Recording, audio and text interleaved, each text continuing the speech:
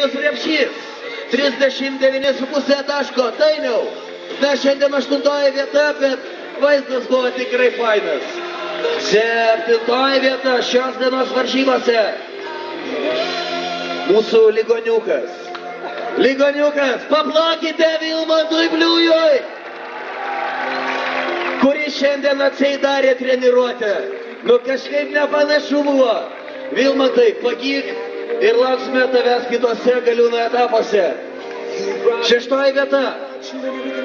Donaldas Andrulis, Kaišiadorys. 47,5 taško. Na tikrai šaunuolis Donaldas. Toliau. 5 vieta. Latvijos atstovas Janus Šleckus. Sveikinimai, Janus šiandien surinko 48 taškus.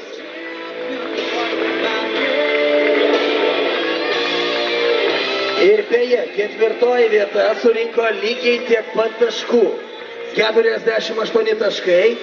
Ir 4 vieta Dalius Ziminskas, Kaunas. Šiandien šiek tiek galbūt nepasisekė Daliui, na bet yra kaip yra. Kągi liko pačios aukščiausios 3 pozicijos. Na ir taures stipriausiems Galiūnams norėčiau pakviesti įteikti Molėtų rajono savivaldybės merą Stasį Žvynį. Gerai, tai liko apdovanoti pačius stipriausius. Dėmesio! 3 vieta šios dienos varžybose. Oskars Martušas, Latvija. 63 surinkti taškai ir tai pelnyta šiandien 3 vieta.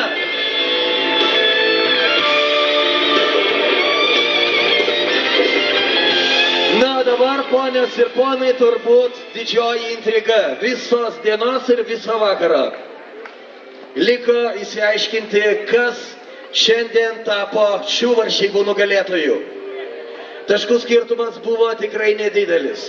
Kova beprotiškai įtempta iki paskutinės akimirkos. Dėmesio! 2 vieta Saulius Brusokas!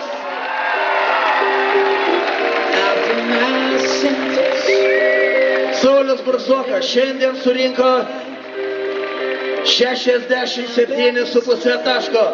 Saulius, sveikinu, 2 vieta. Na, kova buvo tikrai labai graži ir įspūdinga.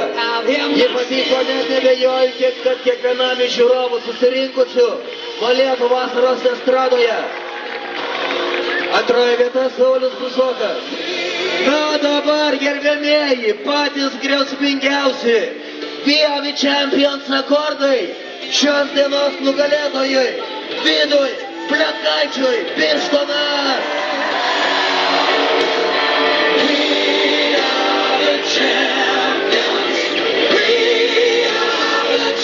Sveikinimai iš Molėtų rajono savivaldybės mero. Didžiausia taurė šiandien atitenka Vidui Pletkaičiui.